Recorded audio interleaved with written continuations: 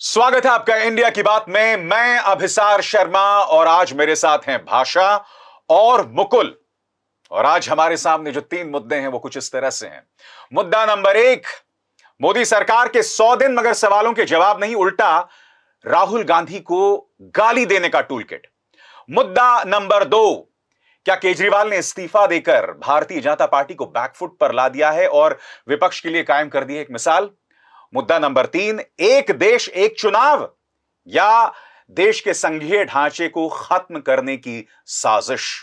मगर शुरुआत दोस्तों हम करना चाहेंगे प्रधानमंत्री नरेंद्र मोदी की तीसरी पारी और 100 दिन खत्म होते हैं। प्रधानमंत्री क्या कहते हैं?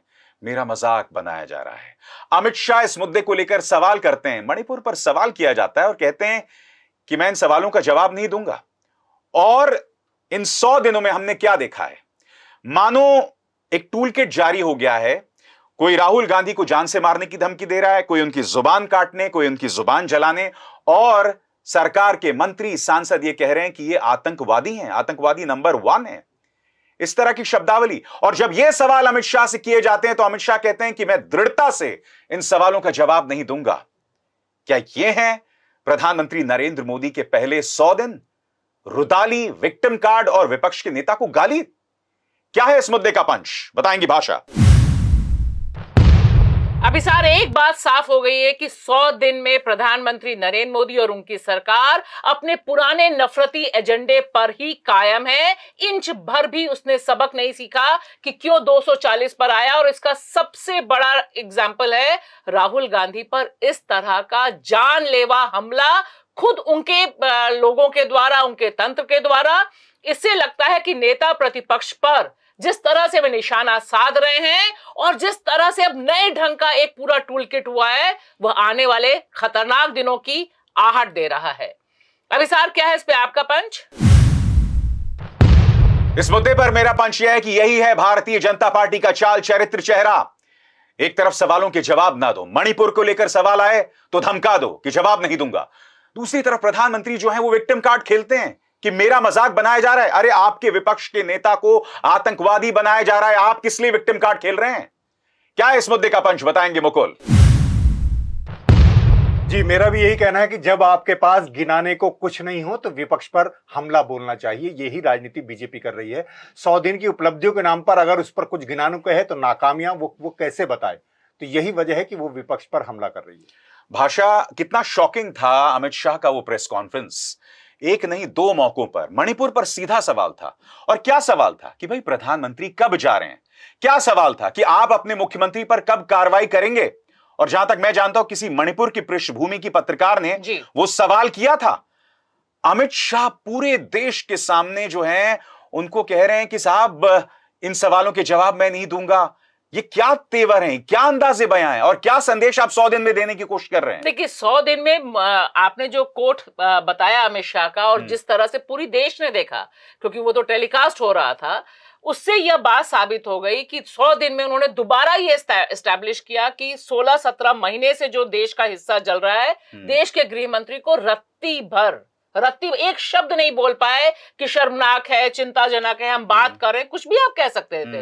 आप तो जुमलों वाली सरकार हैं, लेकिन महाराष्ट्र जा सकते हैं वहां के संकट का समाधान करने के लिए। मणिपुर जाने का वक्त नहीं है गृह मंत्री के पास। और फिर ऐसे सवालों के जवाब। आप जम्मू कश्मीर में चुनाव प्रचार कर रहे हैं। भाई, आप तो जम्मू कश्मीर में चुनाव प्रचार कर रहे हैं, लेकिन मुझे लगता है कि 100 दिन में जिस तरह से, जिस भाषा में प्रेस कॉन्फ्रेंस हुई, जो लोग पहले सोच रहे थे ना कि 240 पर सिमट गई ये बीजेपी, थोड़ा सबक सीखेगी, थोड़ा लोकतंत्र का पाठ, उसके बिल्कुल उलट और ज्यादा जहरीली और ज्यादा मीडिया के सवालों पर एग्रेसिव ये जो बीजेपी है, इसके निशाने पर दरअसल कोई भी विपक्ष में उठने वाली आवाज, राहुल गांधी, बाकी मीडिया, वे सब हैं जो लगातार उनके निशाने पर आ रहे हैं। मुकुल, प्रधानमंत्री नरेंद्र मोदी गुजरात पहुंच के कहते हैं कि मेरा मजाक बनाया जा रहा है, 100 दिन पूरे हो गए, मेरा मजाक बनाया जा रहा है। अरे भाई, अगर आपके जन्मदिन पर आपको विश्वकर्मा के तौर पर पेश किया जाएगा, आपके कार्यकर्ता ये सब करेंगे, तो क्या तब भी आप पर सवाल ना किया जाए? और सबसे बड़ी बात, मजाक क्या होता है? एक उमर खालिद 4 साल से जेल में पड़ा हुआ है, आपका वो आलोचक है, उसकी क्या गलती आज तक कोई नहीं जानता है, मगर फिर भी विक्टिम कार्ड खेलना, हर बात पे विक्टिम कार्ड खेलना कब तक जारी रहेगा ये? मजाक तो वो खुद, क्योंकि वो हर चीज में एक राजनीति देखते हैं। मतलब एक बच्चे अभी लाए हैं तो उसका भी बाकायदा फोटो ऑप होता है, लोगों को दिखाया जाता है, बिल्कुल निजी क्षण भी वो कैमरे पर शूट किए जाते हैं। तो मेरा कहना यह है कि एक तो दरअसल क्या है कि उपलब्धियां, 100 दिन की उपलब्धियां जो गृह मंत्री ने भी प्रेस कॉन्फ्रेंस करके बताई, दरअसल उपलब्धियां हैं क्या, पहले जनता को, दर्शकों को जाननी चाहिए। उपलब्धियां हैं नीट घोटाला, रेल हादसे, पुलों का टूटना, मॉब लिंचिंग, बुलडोजर, ये सब चीजें उपलब्धियों के तौर पर, और कोई जवाबदेही नहीं, कोई जवाबदेही नहीं। आपने गृह मंत्री का जिक्र किया, मैं यहाँ निर्मला सीतारमण जो हमारी वित्त मंत्री है उनका भी जिक्र कर दूं। उनका एरोगेंस, एक अगर कारोबारी उनसे जीएसटी पर सवाल पूछता है तो ना केवल वो उसे शर्मिंदा करती है, माफी मंगवाती है और वीडियो वायरल होता है। ये तो ये वो भी मणिपुर पर ये कहती है क्या, मणिपुर। तो दरअसल मणिपुर को तो अपना हिस्सा मान ही नहीं रहे, उसे जलने दे रहे हैं, उनकी अपनी राजनीति है। तो किसी भी सवाल का जवाब न देना, और जब कोई सवाल कहे तो उस पर एक दूसरा सवाल दाग देना और विपक्ष की नेता पर हमला करना, ये पूरी एक राजनीति जिसे टूल किट आपने कहा, विपक्ष के, हाँ, वही एक है। विपक्ष के नेता की यहां बात करूं तो देखिए, रवनीत बिट्टू, रघुराज सिंह, संजय गायकवाड़, मानो सबको एक पाठ पढ़ा दिया गया है। आतंकवादी बताओ, कोई नाक काट रहा है, कोई जीभ काट रहा है, कोई ये कह रहा है तुम्हारी का इनाम दादी, दे रहा है। हाँ, इनाम दे जा रहा है साहब, तमाशा कर दिया लोकतंत्र का। सबसे शॉकिंग बात, तुम्हारा सांसद आतंकवादी बता रहा है। मैं समझना चाहता हूं ये टूल किट नहीं तो क्या है भाषा? ये टूल किट से भी बड़ा मुझे लगता है, टूल किट बहुत छोटा शब्द है। यहां पर आप देखिए कि एक पूरी मशीनरी को उतार दिया गया। जैसे ही राहुल गांधी अमेरिका पहुंच के बहुत बुनियादी सवालों का एड्रेस करते हैं, आप देखिए कि लगातार वो पहुंचते नहीं है, और यहां पर इनको लगता है कि अब मौका है कि इसे देशद्रोही घोषित कीजिए। मैं गिरिराज सिंह को सुन रही थी, तो गिरिराज सिंह कैसी भाषा, यूनियन मिनिस्टर हैं वो मोदी सरकार में, और जिस तरह से वो भाषा का इस्तेमाल कर रहे हैं, उनके हिसाब से तो ये जेल में होने चाहिए। और पूरी की पूरी साजिश देखिए, क्योंकि ग्राफ मोदी सरकार का नीचे गिर रहा है। भाषा, एक सेकंड में रोकूंगा आपको। मैंने कार्यक्रम की शुरुआत में कहा कि ये भाजपा का चाल चरित्र चेहरा है। अब देखिए, आपकी जो बात आपने गिरिराज सिंह की कही कि वो किस तरह की भाषा का इस्तेमाल कर रहे हैं, 3 बार का सांसद कांग्रेस से, वो व्यक्ति जब बीजेपी में आता है उसकी भाषा देखिए। और ये सिर्फ रवनीत बिट्टू की बात नहीं है, जो भी बाहर से आता है भाजपा में, वो न जाने क्या हो जाता है कि भाजपा में आकर वो जहर उगलने रखता है, तमाम हदों को पार कर देता है। प्रवक्ताओं को देखिए साहब, सारे प्रवक्ता देखिए, बीजेपी में लिया ही शर्त पे लिया जाता है कि आप कितना, नहीं, तर्क क्या है कि भाजपा में आके एक अच्छा खासा आदमी अपना मानसिक संतुलन खो बैठता है, क्योंकि जब वो विपक्ष में होता था सलीके से बात करता था, मगर भाजपा में आके, और वो देखिए ना, जो तमाम प्रवक्ता बने हैं, तो नफरती जो एक इंजेक्शन है, मुझे तो ऐसा दिखाई देता है कि एक नफरती इंजेक्शन है, जिसमें आपकी जबान से सिर्फ और सिर्फ नफरत, गुस्सा, मारो, मतलब ये तो अप्रत्याशित है अभिसार कि आपके सांसद, आपके विधायक, आपके समर्थन एनडीए के लोग इस तरह की भाषा का इस्तेमाल कर रहे हैं और बिल्कुल आजाद घूम रहे हैं। कैसे हो सकता है कि किसी भी जुडिशरी ने यह सुओ मोटो नहीं लिया कि यह आदमी कह रहा है कि इसकी जबान काट के लाओ, मैं 11 लाख रुपए का इनाम रखता हूं। चलो, जुडिशरी सुओ मोटो तो अलग बात है, मगर मैं आपसे कहना चाहता हूं यहां पर त्वरित जिम्मेदारी किसकी है?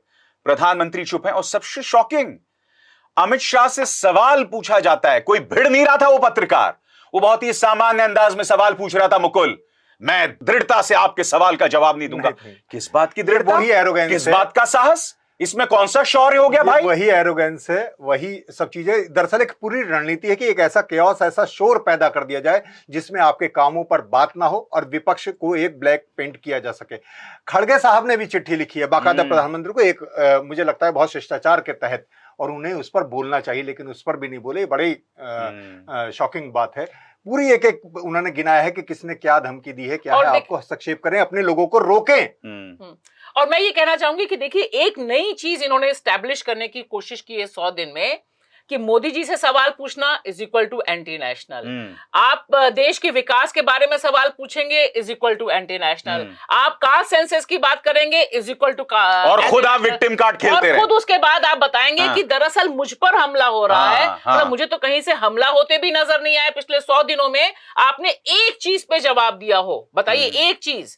इतने जम्मू कश्मीर में चुनाव हो रहा है, इस समय श्रीनगर में मौजूद है देश के प्रधानमंत्री, उनको ही जवाब देना चाहिए था ना कि इतने दिनों में इतने आतंकी हमले कैसे हुए, इतने सैनिक कैसे मारे गए। भाषा, कल हमने अमित शाह के प्रेस कॉन्फ्रेंस में हाल देख लिया था। अमित शाह जी के तेवर देखिए साहब, मतलब एक तो उनका एक खौफ होता है पत्रकारों में, ठीक है, मैं दृढ़ता से जवाब नहीं दूंगा, खौफ टूट रहा है हाँ, अभिसार, हाँ, क्योंकि देखिए यहां पर बहुत साफ दिखाई दिया कि सबके बावजूद 3 सवाल कम से कम लोगों ने पूछ लिए जो बहुत बुनियादी सवाल थे। और आप बिल्कुल सही कह रहे हैं, जो टोन है, जो नेचर है सवाल पूछने का, वो तथ्यों पर आधारित है, चाहे मणिपुर हो या बाकी राहुल गांधी पे जो हमले की बात है। तो अब मीडिया का जो कॉर्पोरेट मीडिया है वह भी देख रहा है कि भाई कुछ तो सवाल पूछना पड़ेगा। आर्थिक किसी सवाल का जवाब नहीं है। सेबी चीफ का इतना बड़ा मामला सामने आया, उस पर भी खामोशी। यानी अगर हम उपलब्धियां गिने तो ये उपलब्धियां हैं। नहीं, और सबसे दिलचस्प बात कि मैं आपके सवाल का जवाब नहीं दूंगा, आप बहस क्यों कर रहे हैं? इन लोगों की डिक्शनरी में क्रॉस क्वेश्चनिंग नाम की कोई चीज एग्जिस्ट ही नहीं करती। पीएम कभी प्रेस कॉन्फ्रेंस नहीं करते। हाँ, वो तो चलिए, वो एक अलग चीज है। यही वजह है कि कोई सवाल ना पूछ ले। हाँ, नहीं, सवाल तो सवाल, तो वो क्रॉस क्वेश्चनिंग नहीं कर सकते हैं साहब, बिल्कुल बायोलॉजिकल है, ये कैसे सवाल पूछने की बात कर रहे हैं बताइए। अच्छा, मैं अब यहाँ पे एक और चीजें रखना चाहता हूं, क्योंकि कल बैठ के मैंने पूरा एक संकलन किया। मुझे लगा कि गोदी मीडिया, क्योंकि देखिए ये तो काबू से बाहर हो रहा है। आप आतंकवादी राहुल को बता रहे हैं, उसको जान से मारने की धमकी दे रहे हैं, उसकी जुबान काटने जलाने की बात कर रहे हैं। मैं देखना चाहता था गोदी मीडिया में कैसा कवरेज होगा। भाषा, आप शॉक्ड होंगी, न्यूज 18 में मैंने देखा कि मानो जायज ठहराने की कोशिश की जा रही थी कि भाई राहुल ने यह बोला इसलिए यह सब हो रहा है जी। मैंने इंडिया टीवी देखा यहां पे भाषा, तो रजत शर्मा वहां पर यह कह रहे थे कि भाई कांग्रेस ने रवनीत बिट्टू को नया मुल्ला क्यों बताया। अरे भाई ये तो देखो पहले रवनीत बिट्टू क्या कह रहा है, और नया मुल्ला आप जानते हैं कहावत है कि भाई नया मौलाना होता है वो प्याज ज्यादा खाता है, जो भी है। मतलब आप सोच देखिए ये क्या गोदी मीडिया है, क्या जहरीला दंगाई गोदी मीडिया है। नेता विपक्ष को जान से मारने की धमकी है और उससे भी जायज ठहराने की जमीन। और देखिए उसमें भी आपने जो देखा, आपने यह भी देखा होगा कि सारा मीडिया उन तमाम बाइट्स को बार बार चला रहा था। यानी आपका टूल किट है कि एक बार नफरत के आप बयान दो, मारने की धमकी दो, जीप काटने की धमकी दो, 11 लाख का इनाम रखो। मतलब सुबह से शाम तक आप देखिए, अगर सारे टीवी चैनल्स, सैकड़ों बार ये बाइट्स चली हैं अभी सार, सैकड़ों बार। यानी आप मैसेज डिलीवर कर रहे हो कि हाँ राहुल गांधी को निशाने पर लिया जा सकता है। और हम दादी जैसा हाल, ये देश बहुत भुगत चुका है ऐसी चीजों से, ये चीजें ऐसी बढ़ाई जाती हैं। तो मुझे लगता है बयान और फिर हमले। ये दरअसल एक पूरी कोशिश इस मीडिया के जरिए है कि इस तरह के लोग, और हम जानते हैं कि किस तरह के लोग हमारे इर्द गिर्द बीजेपी ने 10 साल में पैदा किए हैं। बिल्कुल तमाम लोग जो ब्रेन वॉश जनता हम देख रहे हैं, किस तरह से हमला करने, कभी कन्हैया पर आती है, कभी उमर खालिद पर गोली चलाने आए थे यही लोग, क्योंकि ये नफरती टूल किट दरअसल मीडिया प्रमोट करता है। और एक डिबेट नेगेटिव नहीं है, एक डिबेट नेगेटिव नहीं है, बिल्कुल सही कहा। एक अखबार ने एडिट नहीं लिखा क्रिटिसाइज करते हुए, एक अखबार में लेख नहीं छपा क्रिटिसाइज करते हुए। और मीडिया में तो जिस तरह से बात है कि आप ये बताएं कि ये किया इसलिए ये हो रहा है, यानी एक्शन का रिएक्शन है, एक्शन का रिएक्शन, इट्स नॉट एक्शन का रिएक्शन, ये क्रिमिनल काम है। और राहुल गांधी ने पहली बात ना आरक्षण का विरोध किया, गलत है, ना चीन का समर्थन किया, उन्होंने यही कहा कि वो प्रोडक्शन हब है, कोई देशद्रोह नहीं है। सिखों की बात, उन्होंने ये कहा कि भाई हमारी जद्दोजहद इस बात को लेकर है कि क्या सिख आजादी से गुरुद्वारा जा सकता है या नहीं, आने वाले दिनों की बात है। आप खुद किसान आंदोलन को लेकर सुप्रीम कोर्ट में एफिडेविट डालते हैं कि इस आंदोलन में खालिस्तानी हो गए। क्यों? क्योंकि उसमें सिखों की भागीदारी है। मतलब ये तो है भाजपा की सोच कि सिख एक आंदोलन में शामिल हो गया तो भाई खालिस्तान जोड़ दिया जाए। और अभी सर मैं आपको बताऊं कि जो बात उन्होंने चीन को लेकर कही, वही बात जयशंकर बोलते हैं विदेश जाकर। नहीं भाषा नहीं, उससे बदतर जी, उससे बदतर। जयशंकर ये कहते हैं कि भाई हम चीन से कैसे मुकाबला करेंगे, वो हमसे बड़ी अर्थव्यवस्था है। अगर यही बात राहुल गांधी कहीं कह देते तो उनको देशद्रोही साबित कर दिया जाता। अरे मेरे ऐसा पत्रकार कहता कि भाई ये क्या आप कह रहे हैं, यहां पर ये व्यक्ति कहकर बच गया। मुद्दा ये है। अच्छा एक और चीज यहां पर मुकुल, एक तरफ तो ये सब चल रहा है और दूसरी तरफ प्रधानमंत्री जो खैर अपना विक्टिम कार्ड खेल ही रहे हैं, उपराष्ट्रपति महोदय आपने महात्मा गांधी, मतलब महात्मा गांधी महापुरुष और दूसरे महापुरुष का जन्म हुआ है 17 सितंबर को। पूरा वीडियो बनाया गया है उपराष्ट्रपति की तरफ से जिसमें प्रधानमंत्री को महापुरुष और गांधी जी को तो महापुरुष बनाया गया है। अरे पहले तो ओन अप कीजिए ना गांधी जी को, तो कि गांधी जी आपके महापुरुष हैं या गोडसे हैं। उपराष्ट्रपति अगर नौजवानों के भी वीडियो देख लेते जिस तरह के और ट्विटर देख लेते, जो कई सालों से 17 सितंबर को चल रहा है, बेरोजगार दिवस और इस तरह की चीजें, तो उन्हें कुछ समझ में आता है। ये चीज जो है ना, उपराष्ट्रपति ने जो उनका पद है उसकी गरिमा को लगातार कमजोर तो हमने देखा, राज्यसभा में देखा हमने। ये जो चाहे चुनाव आयोग की बात हुई, उपराष्ट्रपति की बात हुई, राष्ट्रपति की बात हुई, लगातार मतलब ये इस तरह की एक संस्था के अध्यक्ष हैं, उसकी बजाय एक बीजेपी एजेंट के तौर पर सब लोग काम कर रहे हैं। ये बड़ा मुझे लगता है। और देखिए, इसका दलित लाइफ मैटर्स और पारंजीत और बाकी लोगों ने बहुत जबरदस्त जवाब दिया कि बिल्कुल सही कह रहे हैं आप।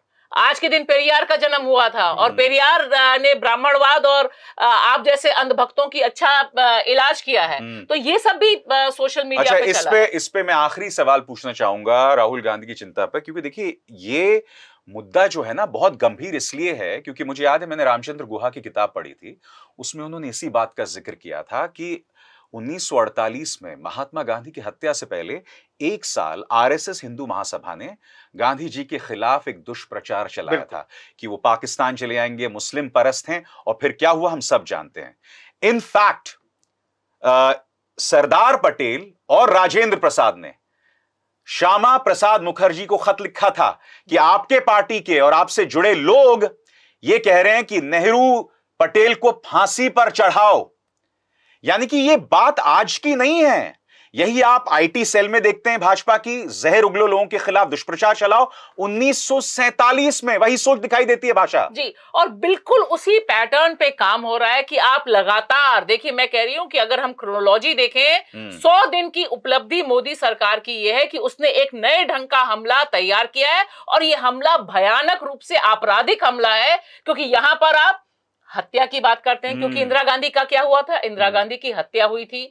आप क्या बात करते हैं कि आप आतंकी हैं, आप देशद्रोही हैं, और आप ये कहते हैं कि आपकी जबान से निकला इसलिए जबान काट के लाओ, मैं इनाम दूंगा। और ये सारे लोग आजाद घूम रहे हैं, इनके फॉलोअर्स देखिए, और जिस तरह से और बातें आ रही हैं वो हम इस प्लेटफॉर्म पे बोल नहीं सकते हैं, शेयर नहीं कर सकते हैं। लोग डिजाइन्स बता रहे हैं कि हमारी इच्छा ये है, हमारी इच्छा ये है, ऐसे वीडियोस डरा रहे हैं मुझे तो सोशल मीडिया पे। मेरा एक और ये लास्ट में ये भी कहना है कि इसे बहुत गंभीरता से प्रधानमंत्री को, गृह मंत्री को लेना चाहिए, क्योंकि कल वाकई कोई हादसा हो सकता है तो फिर ये देश के लिए बहुत नुकसानदायक। और हम ये ना भूलें कि गांधी परिवार का एक इतिहास है। इंदिरा जी आतंकवादियों की बलि चढ़ गई थी, शहीद हो गई थी, उसके बाद राजीव जी, ये दोनों मिसाल हैं। इसलिए सुरक्षा को लेकर किसी भी कीमत पर कोताही नहीं बरती जा सकती और इस तरह के गैर जिम्मेदाराना बयान नहीं दिया जा सकते।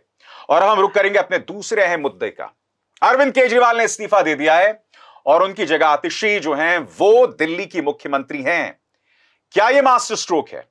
क्या इसने विपक्ष के लिए एक नजीर, एक मिसाल कायम की है कि किस तरह से भाजपा से लड़ा जाए? क्या है इस मुद्दे का पंच, बताएंगे मुकुल। जी अभिसार, मेरा भी यही कहना है कि केजरीवाल ने एक मिसाल तो नहीं कायम की, लेकिन हाँ, राजनीति के पिच पर एक मास्टर स्ट्रोक जरूर खेला है। लेकिन हमें अभी यह भी देखना है कि बीजेपी की झोली में, बीजेपी की टूल किट में स्वाति मालीवाल जैसे कितने चेहरे और मोहरे हैं। भाषा, क्या है इस मुद्दे का पंच? देखिए, केजरीवाल ने यह बता दिया कि वह बीजेपी से आगे सोच सकते हैं। जिस तरह से उनकी सरकार को घेर लिया गया था उसमें यह ट्रम्प कार्ड है, और यह ट्रम्प कार्ड उन्हें हरियाणा में भी मदद करेगा, क्योंकि हरियाणा में भी केजरीवाल की डिजाइन है। और दिल्ली की सरकार को बचाने में आतिशी ने जो काम किया है उसमें उन पर भरोसा दिखाकर उन्होंने नीचे तक संदेश दिया है कि अगर आप हमारे लिए काम करते हैं तो दिन सबके आ सकते हैं। अभिसार, क्या है इस पे आपका पंच? इस मुद्दे पर मेरा पंच यह है कि सारा खेल संदेश पहुंचाने को लेकर है, मैसेजिंग को लेकर है। अरविंद केजरीवाल के पक्ष में सुप्रीम कोर्ट का फैसला था, तल्ख तेवर थे।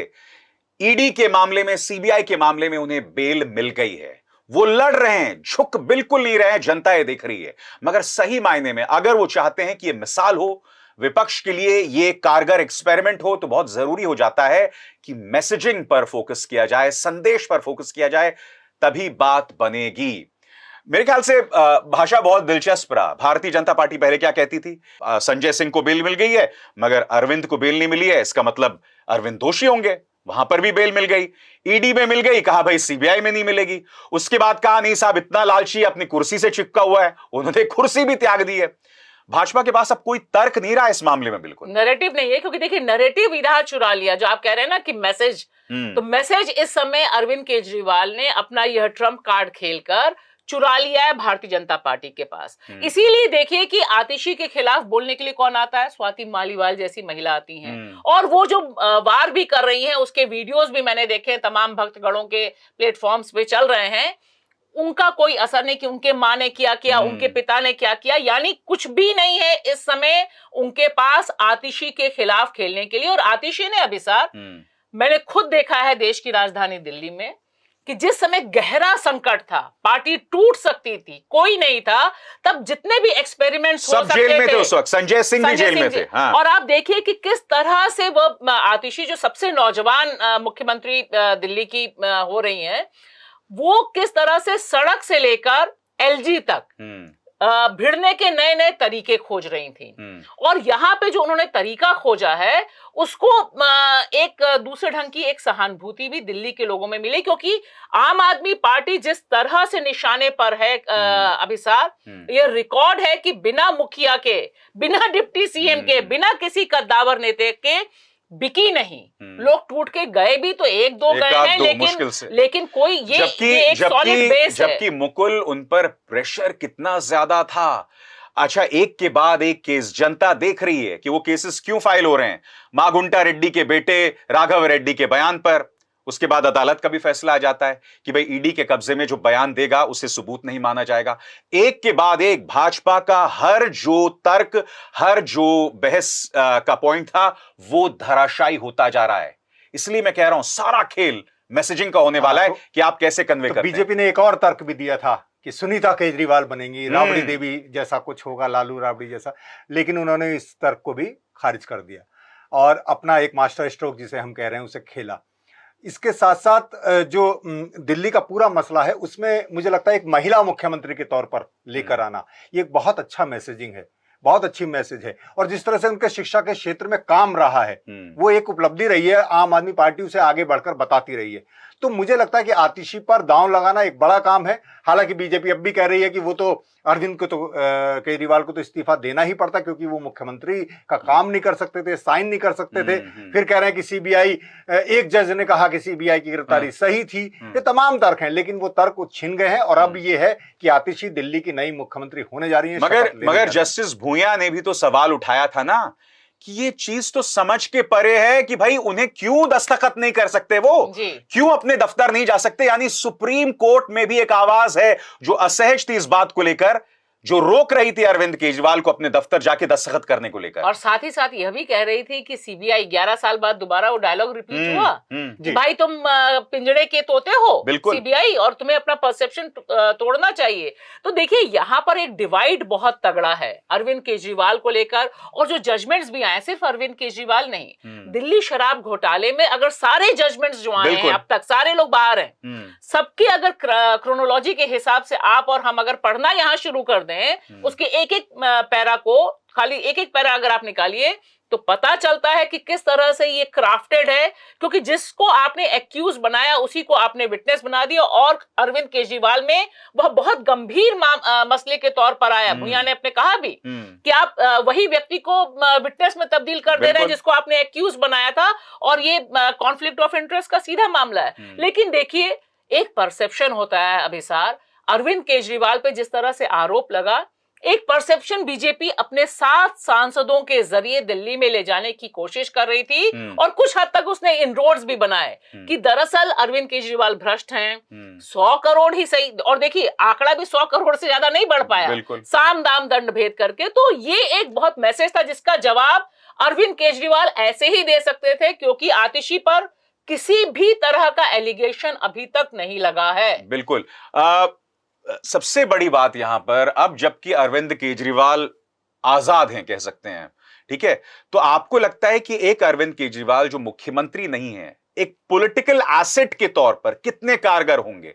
जब वो हरियाणा घूमेंगे या दिल्ली के चुनावों में घूमेंगे, वो कितने कारगर होंगे बतौर, यानी अरविंद केजरीवाल ज्यादा कारगर एज ए चीफ मिनिस्टर हैं या एज अ पॉलिटिकल लीडर हैं। इसे हमें अभी थोड़ा सा इंतजार करना होगा। मुझे लगता है कि हरियाणा के चुनाव के बाद, और कुछ लोगों का तो ये भी कहना है कि किस तरह प्रभावित करेंगे हरियाणा के चुनाव और किसको फायदा पहुंच सकता है, इस पर भी बहुत सारे सवाल हैं। और जब हमें याद रखना चाहिए कि जब ये लोकसभा चुनाव से पहले प्रचार के लिए इन्हें जमानत मिली, तब भी हमें लग रहा था कि बहुत बड़ा चेंज होने जा रहा है, लेकिन तभी एक ऐसा हादसा कहिए या ऐसा वारदात कहिए वो आई हमारे सामने, और उसमें जो विक्टिम के तौर पर स्वाति मालीवाल हमारे सामने आई, तो उसने इनका पूरा, और दिल्ली में वो असर कम हुआ और एक सवाल भी उठा, जो लोग सपोर्ट भी कर रहे थे उन्होंने भी। तो अभी ये देखना होगा कि बीजेपी को भी आप कम मत समझिए, जैसे मिसाइल घुमा दी उन्होंने राहुल की तरफ अपने 100 दिन के बजाय, ऐसी वो कैसे कब किसे डैमेज करने लगे और क्या क्या हथियार इस्तेमाल करें, ये देखना होगा। हमें याद रखना चाहिए जैसे इजराइल इस्तेमाल कर रहा है ना, कि क्या क्या नई नई चीजें हमारे सामने आ रही हैं, कि पेजर फट रहा है और वॉकी टॉकी में विस्फोट हो रहे हैं। तो ये अभी आप देखिए, क्योंकि उनके पास सत्ता है। अच्छा भाषा, इसमें एक और चीज यहां सामने उभर कर आती है। मैं आम आदमी पार्टी के नेता जिस तरह से तर्क दे रहे हैं, मसलन भाजपा ये कह रही है जो जेल में है वो कैसे जो है सत्ता में आ सकता है, या वो जेल में कैसे पद पर बैठे रह सकता है, तो वो पलटवार करते हैं कि भाई तड़ीपार कौन थे, कौन जेल गए थे, और आज की तारीख में वो गृह मंत्री हैं। फिर यह भी कहा जाता है कि भाई भ्रष्टाचार पर भाजपा बोलने वाली कौन है। आजाद भारत के इतिहास में अगर कोई ऐसी पॉलिटिकल पार्टी रही है जिनका अध्यक्ष कैमरे पर रक्षा सौदों में पैसे लेते हुए पकड़ा गया, जिसे 4 साल की सजा मिली, तो वो बंगारू लक्ष्मण थे। इन सवालों के जवाब कहां है भाजपा के पास? और आप तो बहुत पुराना उदाहरण लेके आ रहे हैं। मैं तो कह रही हूं कि इतनी ज्यादा तगड़ी वॉशिंग मशीन किसकी है? हाँ बिल्कुल, महाराष्ट्र से लेकर झारखंड से लेकर हर जगह आप उठा के देख लीजिए, जितने लोगों पे जितना बड़ा भ्रष्टाचार का आरोप लगा है। हमारे पास असम के मुख्यमंत्री भी बैठे हुए हैं जो नफरती ब्रिगेड के सबसे बड़े इस समय बल्लेबाजी कर रहे हैं, हेमंत विश्व शर्मा वो हो, शुभेंदु अधिकारी हो पश्चिम बंगाल में, और महाराष्ट्र की पूरी टीम है। तो ये तो एक बड़ा आधार है, लेकिन सबसे बड़ा सवाल जो आप कह रहे हैं ना विशाल, मैसेजिंग कैसे होगी। सवाल है कि जब बीजेपी भ्रष्टाचारी बोलती है तब तो उसकी ब्रिगेड नीचे तक ले जाती है। जब विपक्ष ये कहता है कि अरे भाई ये तो यही अजित पवार हैं जिन पर 7,000 करोड़ का मामला था, तब वह मैसेजिंग नीचे तक नहीं जा पाती है। अभी वह नब्ज पकड़नी विपक्ष को बहुत जरूरी है, और खास तौर से यहां अरविंद केजरीवाल को पकड़नी बहुत जरूरी है, क्योंकि अब जो दांव पे लगा है वह दिल्ली और आम आदमी पार्टी। अगर दिल्ली वो नहीं बचा पाए 5 महीने, 4 महीने, 3 महीने, कितने भी हैं उनके पास, तब शायद जितने लोग बाहर आए भी हैं वे कब अंदर जाएंगे, और उनकी पार्टी का अस्तित्व की लड़ाई है। मुझे लगता है ये भी समझना, और मुझे ये भी लगता है कि इसका कहीं ना कहीं राष्ट्रीय स्तर पर भी एक मैसेजिंग जाएगा। बहरहाल अब हम रुक करेंगे अपने तीसरे और आखिरी मुद्दे का, एक देश एक चुनाव। मोदी सरकार के मंत्रिमंडल में यह बात सामने आती है। पूर्व राष्ट्रपति रामनाथ कोविंद की अध्यक्षता में एक समिति बनती है। मुद्दा साफ है, पहले चरण में यह कोशिश की जाएगी कि लोकसभा और विधानसभा के चुनाव एक साथ कराए जाएं। अब इसको लेकर विपक्ष जो है वो उग्र हो गया है। विपक्ष कह रहा है कि यह संघीय ढांचे के खिलाफ है। हकीकत यह भी है कि ऐसे देश में जहां चुनाव आयोग पूरी तरह से भाजपा के एजेंट के तौर पर काम करता है, और खास तौर से वो चुनाव आयोग जो ये कहता है कि भाई हम महाराष्ट्र, जम्मू कश्मीर के चुनाव एक साथ नहीं करा सकते, वो क्या पूरे देश के चुनाव, और वो भी लोकसभा, विधानसभा, नगर निकाय सारे करा पाएगी? तो ये तमाम सवालात हैं वन नेशन वन इलेक्शन को लेकर। क्या इस मुद्दे का पंच बताएंगी भाषा? अब इस साफ दिखाई दे रहा है कि ये चाहता कौन है और क्यों चाहता है। यह चाहता इसलिए है बीजेपी इस समय, ताकि वह एक प्रेसिडेंशियल फॉर्म में इंडियन डेमोक्रेसी को ले जाए, जो यहाँ का गणराज्य है, यूनियन ऑफ स्टेट है, जहां स्टेट के पास पावर है, उसको ओवर रूल करते हुए एक दूसरे ढंग की तानाशाही में भारत को ले जाने की कोशिश हो रही है। और इसमें जो बड़ी पूंजी है ना, उसका भी बहुत तगड़ा खेल है, क्योंकि उसे लग रहा है कि उसके पास जो ताकत आनी चाहिए, जो प्रोजेक्ट्स आने चाहिए, और जो जनता सवाल कर रही है ना, वो जनता आउट होनी चाहिए पिक्चर से। अब इसार क्या है इस पे आपका पंच? इस मुद्दे पर मेरा पंच है चुनाव आयोग, जिसने बार बार प्रमाणित किया है कि वो भाजपा के पक्ष में कई बार बैटिंग करते हुए प्रतीत होता है, दिखाई देता है। और जब भी आप कोई ऐसा बड़ी योजना लेकर आते हैं तो वहीं पर सवाल जो है खड़ा हो जाता है। और सबसे बड़ी बात, जवाबदेही कम हो जाएगी, क्योंकि जब सरकार को झटका लगता है, खासतौर से भाजपा जैसी पार्टी जो हर चीज को रौंद देती है, जब उन्हें झटका लेता है, लगता है तब जाके वो पीछे आते। तो बहुत जरूरी हो जाता है कि चुनाव जो है वो छिटक कर हों पूरे 5 सालों में। मुकुल, क्या है इस मुद्दे का पानी? हाँ, मेरा भी यही मानना है कि वन नेशन वन इलेक्शन लोकतंत्र के लिए बहुत अच्छी चीज नहीं है। ये मतलब जवाबदेही से बचने की कोशिश है। ना चुनाव होंगे ना आपको जवाब देना पड़ेगा। भाषा, यही तो चुनाव आयुक्त थे ना, मुख्य चुनाव आयुक्त, जिन्होंने कहा था भैया हम महाराष्ट्र की चुनाव इसलिए नहीं करवा पा रहे हैं क्योंकि जम्मू कश्मीर में फोर्सेस की जरूरत है। जी। आप कैसे करवाएंगे the pure logistics of this entire?